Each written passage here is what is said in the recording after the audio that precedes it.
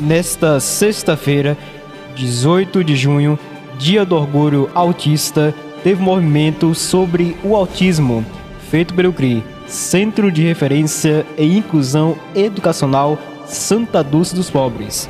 O movimento aconteceu em diferentes locais da cidade de Coraci, no sul da Bahia, e contou com a participação da comunidade tirando fotos. Entrevistamos, na oportunidade, o pessoal que faz parte desta instituição. Confira.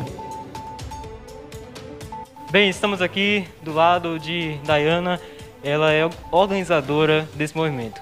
Dayana, qual o propósito desse movimento? Bom dia, boa tarde.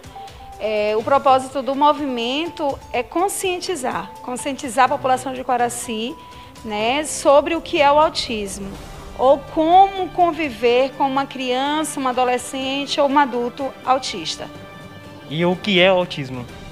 Autismo é um transtorno do espectro do autista, ou do autismo, que nós, né, simplesmente chamamos pela sigla TEA.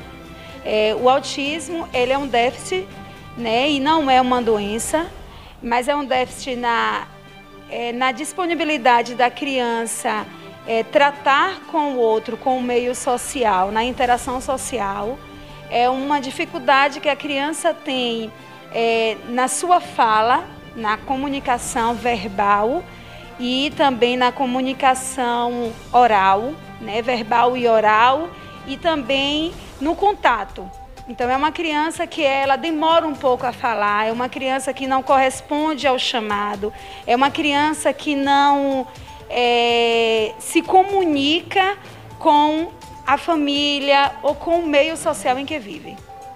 Juliana, qual é o diagnóstico e com qual idade deve fazer e como é feito? Bom, geralmente o diagnóstico ele inicia até 1 ano de idade, né? A gente percebe que quando o bebê ele nasce, ele tem alguns sinais do desenvolvimento humano que é natural do bebê.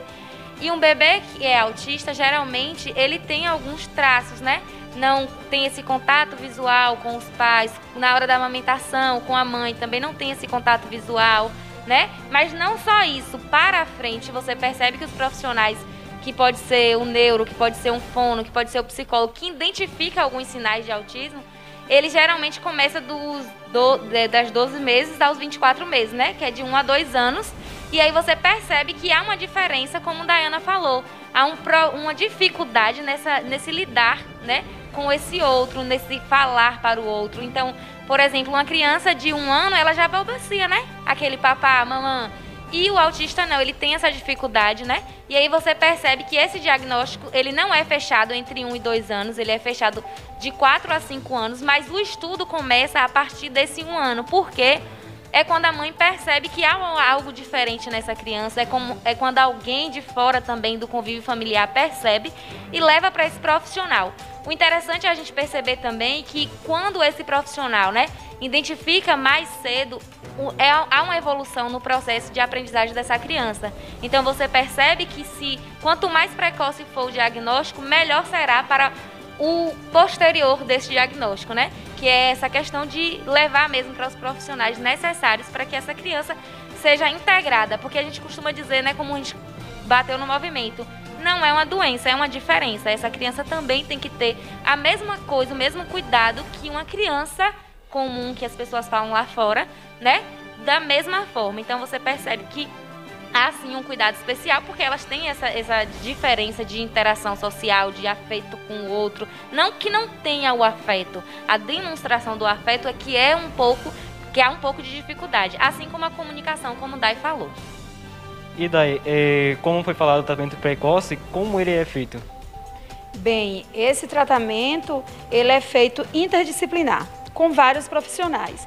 Então essa é a importância de você começar a observar sua criança de 1 ano e meio até 2 anos, para que ela possa já ser inserida em um trabalho interdisciplinar com fonoaudiólogo, psicólogo, psicopedagogo e demais profissionais, porque quem vai dar o ponto final desse diagnóstico é o neuropediatra. Né? Os outros profissionais ele começa a observar, faz um relatório e assim envia para o neuro. Então, é esse trabalho interdisciplinar que nós aqui do CRI, que é uma instituição da educação do município de Quaraci, né, uma instituição municipal. Então, essa é a interação que nós fazemos, é esse trabalho interdisciplinar entre o psicólogo, o psicopedagogo e o fisioterapeuta, caso haja uma necessidade de fisioterapia. Porque muitas dessas crianças, elas possuem uma marcha nas pontas dos pés, elas sentam em W, como nós chamamos. Então, ela precisa ser adaptada, né, a ter a marcha correta, como nós temos, a sentar normal, né, cruzando as pernas, ao invés de W. E, Julie, quais são os direitos e benefícios sociais que o autista tem? Bom, os direitos, a gente costuma dizer que o autista, como qualquer outra criança ou adolescente, eles têm direito igual. Então, a gente tem, né, o ECA, que prevê todos os direitos e deveres da criança.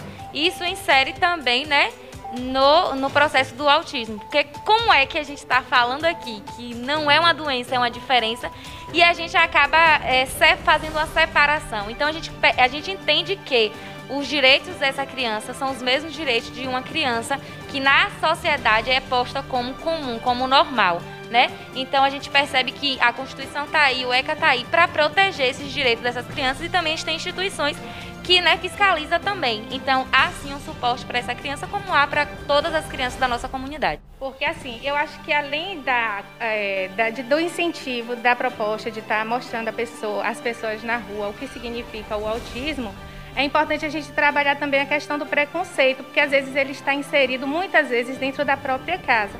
Às vezes o pai e a mãe não aceitam essa condição da criança, e isso faz com que esse tratamento fique mais tardio, prejudicando a própria criança, né?